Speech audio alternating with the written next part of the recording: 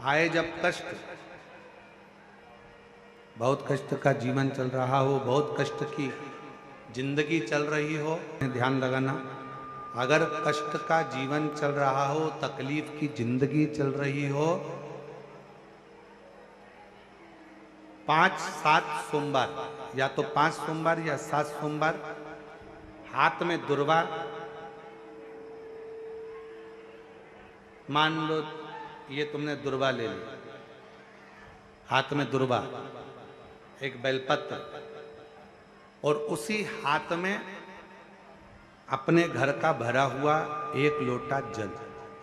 पहले रखना है दुर्वा, फिर रखना है बेलपत्र, उसके बाद में हाथ में 1 लोटा जल, और दोनों हाथों का स्पर्श करते हुए जो अपना पूजन का कक्ष होता है घर के अंदर का, उस पूजन कक्ष की साक्षी में खड़े होकर अपने कुल देवता, पितृ देवता और अन्य देवताओं का स्मरण करते हुए, बाबा बहुत दुखी हूँ, बहुत तकलीफ में हूँ, बहुत कष्ट में हूँ, मेरा परिवार आज दुख तकलीफ में है, मेरा परिवार आज कष्ट में है, दुख में है, कष्ट में है।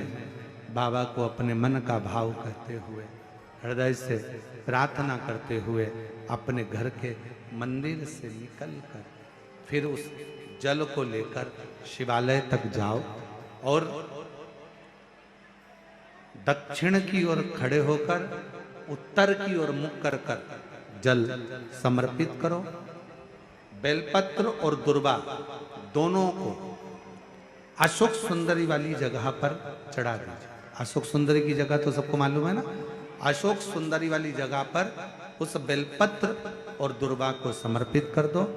चढ़ा हुआ थोड़ा सा जल लेकर आओ, घर के दरवाजे पर उसका छींटा दे दो, लेपन कर दो, और बाबा से 5 सोमवार नियम से आप दुर्वा, बेलपत्र और जल का प्रयोग अगर करोगे, 5 सोमवार पूर्ण होंगे, जो तुम्हारा दुख है वो समाप्त जरूर होगा। शिव करुणा जरूर, शिव कृपा जरूर।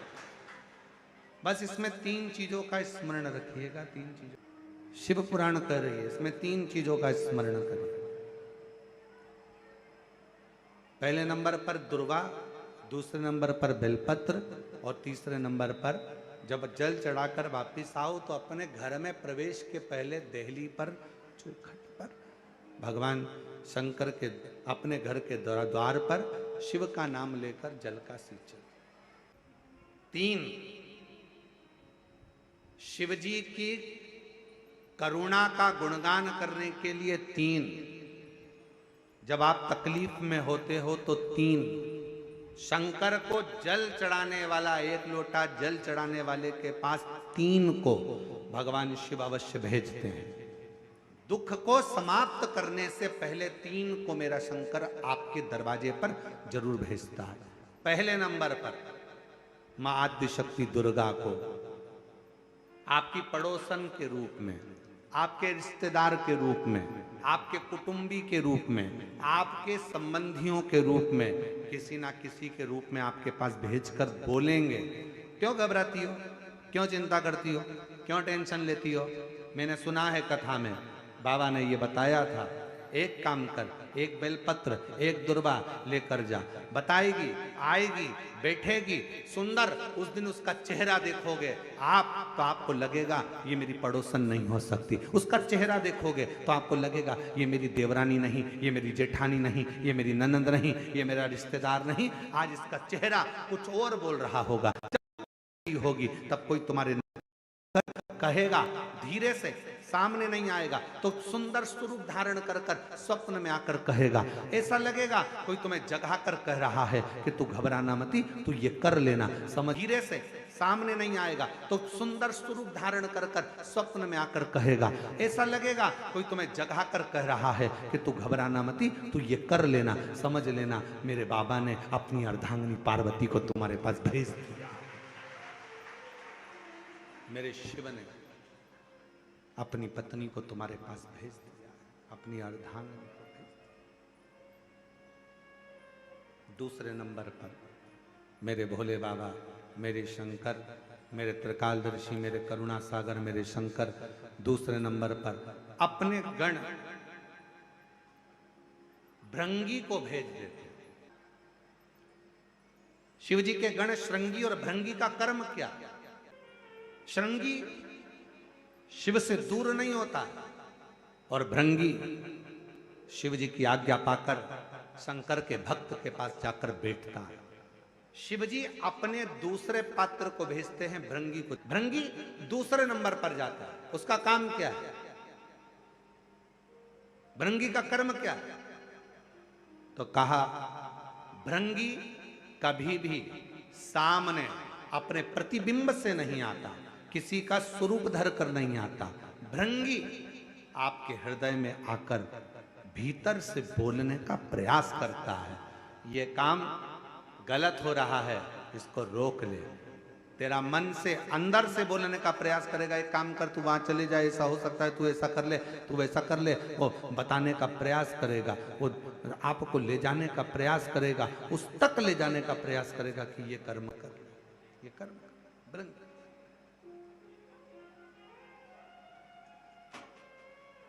दूसरे नंबर पर भृंगी आपके मन की वाणी को शिव तक पहुंचाने का प्रयास करेगा। और तीसरे नंबर पर भगवान शंकर अपने भक्त का दुख हरने से पहले तीसरे नंबर पर भेज देते हैं अपने नंदीश्वर को, अपने नंदी गण को। मेरे शिव भेजते हैं। नंदी का काम क्या है? जैसे ही नंदी आता है, कोई व्यक्ति के रूप में, किसी रूप में, किसी फोन के रूप में, किसी कॉल के रूप में, किसी पत्र के रूप में, किसी मैसेज के रूप में, जब नंदी तुम्हारे घर में प्रवेश करता है तब वो तुम्हारे रास्ते को क्लीन कर देता है, रास्ते को साफ कर देता है, उसको मार्ग को प्रशस्त कर देता है। आप दिल से उससे कहो, जहां तार ना जुड़े। कोई कई जगह कहे ना, अभी हमने कहा कि हमारे बच्चे कहे यहाँ पर सिग्नल मिल रहा है, कोई कहे वहां सिग्नल मिल रहा है। अगर सारी दुनिया से हार गए तो फिर एक जगह पर जाकर सिग्नल मिलाना। एक बार शिव महापुराण की कथा में पहुंचकर बाबा देवादिदेव महादेव से अपने मन की बात कहकर कभी योग बन जाए तो उस कथा में आसन बिछाकर जमीन पर अपना आसन डालकर ये नहीं सोचना कि मैं वीआईपी कितनी हूं, मुझे कहां बैठना चाहिए, कहां रहना चाहिए। एक बार उस पवित्र प्रांगण में जहां बाबा की कथा हो रही हो, जहां बाबा कुबेर भंडारी का आनंदमय कथा कर तत्व ग्रहण करने को मिल जाए, वहीं पर रात्रि विश्राम कर कर बाबा से अपने दिल की बात कहकर अपने मन की बात जरूर कहना। ये निश्चित है मेरे बाबा से तुम्हारा सिग्नल जरूर मिलेगा और शिव आपकी बात को स्वीकार जरूर, शिव सुनेगा। 5 चीजें शंकर भगवान को चढ़ती है: जल, दूध, दही, शहद, घी, शक्कर, पंचामृत की वस्तु। पांचों हमारे जीवन को सार्थक करने वाले। दूध भक्ति का प्रतिबिंब है। हमारे घर से रोग, बीमारी, तकलीफ को दूध चढ़ाते ही वो रोग बीमारी समाप्त होने लगती। दही, हमारे परिवार अगर टूट रहा है, हमारा परिवार अगर टूटने की कतार पर है, 2 बेटे 3 बेटे वो भी आपस में झगड़ रहे हैं, माता पिता आपस में झगड़ रहे हैं, बेटे बहुएं आपस में झगड़ रहे हैं, तो दही शिव को जो चढ़ाया जाता है ये परिवार को जोड़ने का काम करता है। शहद, ये व्यक्ति के जीवन को, समृद्धि को बढ़ाने का प्रयास करता है। घृत, घी, हमारे घर में किसी की चिड़चिड़ वृत्ति हो तो उसको समाप्त करने का कार्य करता है। शक्कर, मिष्ठान, ये हमारे शंकर को इसलिए चढ़ाया जाता है कि हे भोलेनाथ, हमारी जिंदगी में ना जाने कितनी रुकावटें आई पर मिष्ठान की तरह वो जीवन हमारा सार्थक होता चले जाए। 5 चीजें शिव को समर्पित होती। पंचामृत, पंचामृत और चरणामृत दोनों को लेने का तरीका भी अलग अलग है। आप लोग लेते हैं, कभी मंदिर जाते हैं पंचामृत चरणामृत? सत्यनारायण की कथा करवाओ, देवी जी के मंदिर में चौकी करवाओ, कुछ भी पूजन पाठ होती है तो चरणामृत और पंचामृत दोनों मिलता है। आप लोग लेते होंगे। जब पंचामृत दिया जाता है तो लेने वाले को भी सोचना चाहिए कि किस तरह से लेना है। जब पंचामृत दूध, दही, शहद, घी, शक्कर जो मिला हुआ रहता है उसको जब हम लेते हैं तो उसको लेने के बाद में अपने हाथ को हम हृदय से लगाते हैं। किस चीज को लेने के बाद? जम के बोलो। पंचामृत, चरणामृत नहीं। पंचामृत लेने के बाद हाथ को हम हृदय से लगाते हैं। और चरणामृत अर्थात किसी मंदिर में गए, तुलसी जी पड़ी हुई है जल के अंदर और वो पंचपात्र में जल जो रखा हुआ है वो चरणामृत है। उस चरणामृत को जब हम लेते हैं तो उस जल को लेने के बाद में हम अपने हाथ को हृदय से नहीं लगाकर अपने मस्तक से लगाते हैं। उसका कारण क्या है? उसका केवल एक कारण है कि पंचामृत लेने के बाद हमने जो हाथ को हृदय से लगाया, उसका कारण केवल इतना सा है कि भगवान के स्नान की झांकी का दर्शन हमारे हृदय में बैठ जाए। और चरणामृत लेने के बाद जो हमने हाथ को सिर पर लगाया, उसका कारण केवल इतना सा है कि भगवान के चरणारविंद का जल जब हमारे मस्तक पर चढ़ेगा तो हम जैसे पापियों का भी उद्धार अपने आप हो जाए। दोनों को लेने का तरीका। और प्रसाद, कई लोग क्या करते हैं, प्रसाद लेने के बाद हाथ सिर पे रखते हैं। नहीं नहीं नहीं, गलत। बहुत ध्यान देना साहब। बहुत सी चीजें हम अपनी जिंदगी में बहुत गलत करते हैं और फिर भगवान से ये विचार करते हैं कि भगवान हमारा कल्याण क्यों नहीं कर रहा, क्योंकि हम गलत कर रहे हैं, हम गलत धारण कर रहे हैं। वो एक व्रत होता है ना, माताएं करती है संतोषी माता का, उसमें क्या नहीं खाते हैं? जम के बोलो। खटाई नहीं खाते।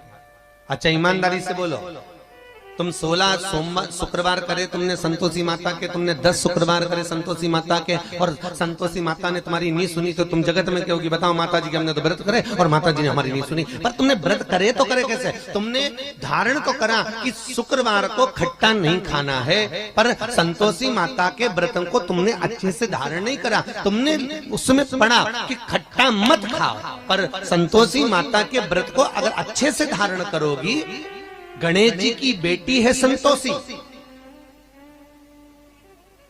और संतोषी के व्रत को अगर तुम अच्छे से धारण करोगी तो सबसे पहला प्रसंग आता है कि खट्टा मत खाओ, और साथ में यह भी याद रखो कि खट्टा मत बोलो।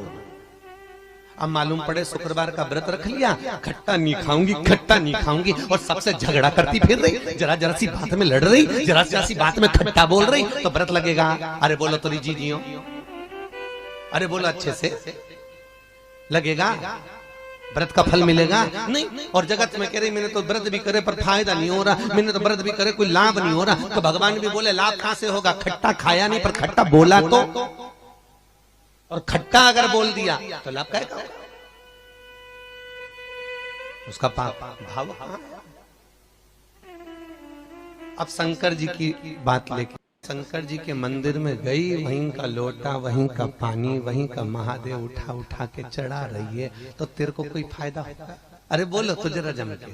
लोटा बेचारा वो कलश किसी दूसरे का, पानी किसी दूसरे ने भर के रखा बाल्टी में, तो कहोगे महाराज जी वो चढ़ाने के लिए तो रखा था, तो था तो दूसरे का।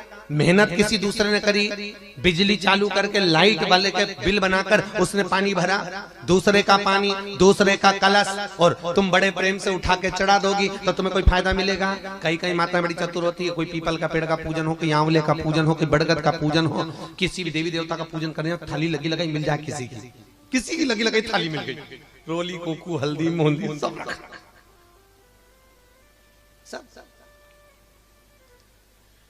और सब उठा उठा के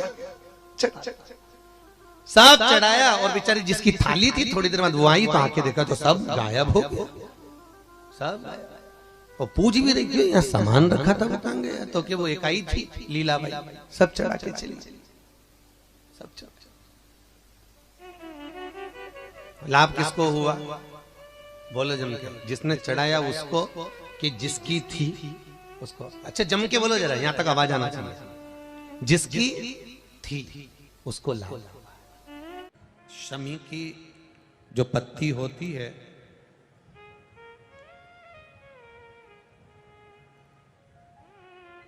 शमी की जो पत्ती होती है,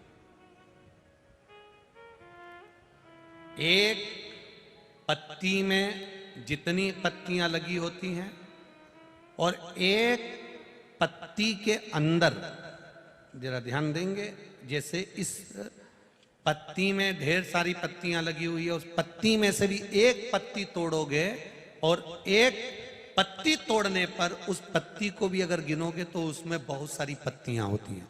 आज प्रयास करना, अगर कहीं आपको शमी की पत्ती मिले तो जैसे ये पत्ती, इस पत्ती को तोड़ा गया, इस पत्ती में से एक पत्ती निकाली गई और एक पत्ती निकालकर आप धीरे से रखना, और उसमें भी बारीक बारीक बारीक बारीक बारीक बारीक बहुत सारी पत्तियां नजर आती हैं। शिव महापुराण की कथा कहती है, जो सोमवार की अष्टमी हो या प्रदोष का व्रत हो या 12 महीने की शिवरात्रि हो या किसी भी दिन प्रदोष काल के अंतर्गत शंकर भगवान को एक शमी का पत्ता कोई भूलवश भी समर्पित कर देता है, तो जितनी एक पत्ती में पत्तियां होती है और उस पत्ती के अंदर भी एक पत्ती को तोड़ने के बाद जितनी पत्तियां होती है, उतने जन्म मृत्यु लोक में मनुष्य के नहीं होते। 84 लाख योनियों में से वो योनियां कट जाती हैं और देव योनि प्राप्त हो जाती है। एक शमी पत्र की इतनी महत्वता है,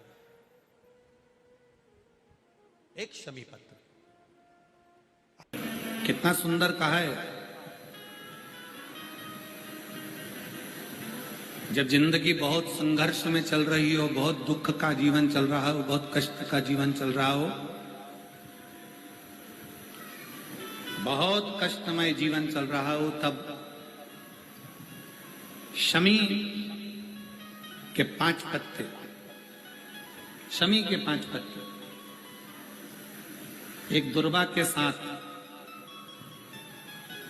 एक अक्षत चावल का एक दाना, वो भी हल्दी में भिंगोया हुआ हो या केसर में भिंगोया हुआ हो, शमी पत्र 5, एक दुर्वा, एक चावल का दाना, जो दिल से हृदय से बेलपत्री के वृक्ष के नीचे पार्थिव लिंग का निर्माण कर कर मट्टी का शिवलिंग बनाकर प्रदोष काल में, मतलब शाम के समय पर शिवलिंग बनाकर उस पे जल चढ़ाकर, जो ये 5 शमी का पत्र, एक दुर्वा और एक चावल का दाना, अपनी कामना कर कर, जो दुख चल रहा है बाबा से विनय कर कर एक एक पत्ता जब समर्पित कर दे, फिर एक दुर्वा समर्पित कर दे, फिर एक चावल का दाना समर्पित कर दे और बाबा का वहीं पर पुनः विसर्जन कर दे, 3 महीना तो जाने दो, 15 दिन के अंदर वो दुख कटता जरूर है, चाहे कोई भी दुख।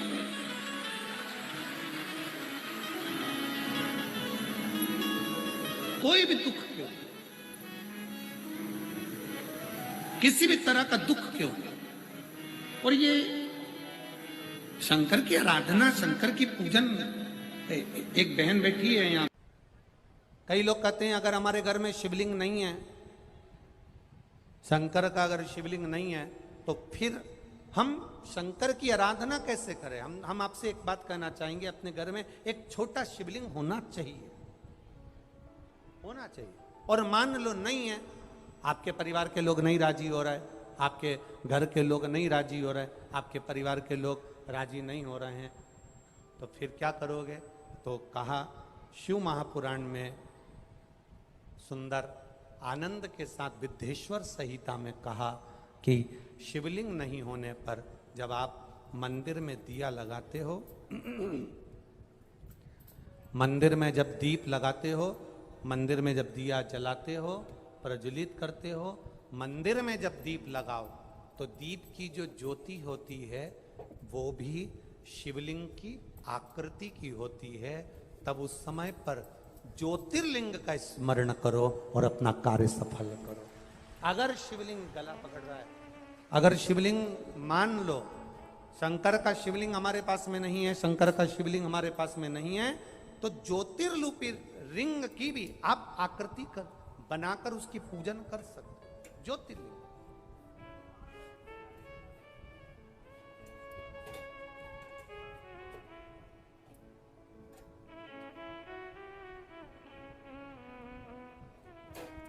क्या बोलते हैं आप लोग, मन मेरा मंदिर आंखें दिया बाती, होठों की है तालियां रोम फूल बाती, रोम रोम जीभा तेरा नाम पुकारती है माँ तेरी आरती। तो जिस दीप को आप प्रज्वलित करते हो, जिस दिए को आप जलाते हो, जिस दीप को आप प्रज्वलित करते हो, उस दिए की जो बाती में जो अग्नि रहती है वो भी लिंग का स्वरूप है, वो भी लिंग का स्वरूप है। इसको हमारे यहां ज्योतिर्लिंग कहा गया, ज्योतिर्लिंग नहीं, ज्योतिर्लिंग कहा गया।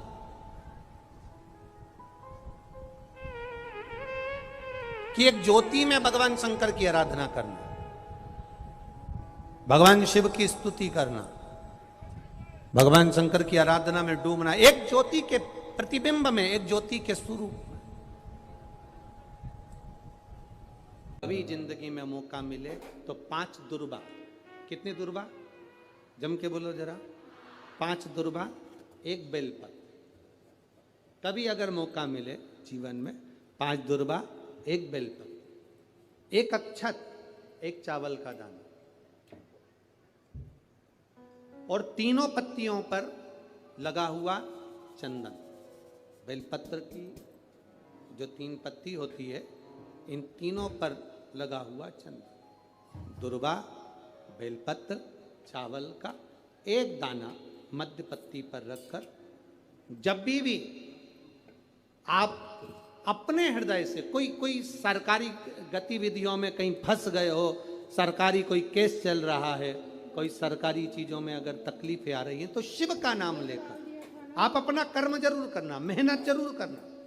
कर्म के साथ में शंकर पर विश्वास रखकर 1 अक्षत का दाना, 1 बेलपत्र, 5 दुर्बा हाथ में लेकर शिव का स्मरण कर कर श्री शिवाय नमस्तुभ्यम कहकर, अगर श्री शिवाय नमस्तुभ्यम भी नहीं कह सकते, पंचाक्षर मंत्र नमः शिवाय, षडाक्षर मंत्र ओम नमः शिवाय, या फिर श्री शिवाय नमस्तुभ्यम बोलकर शिव को जो स्थान आपको बताया है, स्थान देखा है, फिर ध्यान देंगे, अशोक सुंदरी से शिवलिंग के बीच की जो खाली जगह देख रहे हो आप लोग,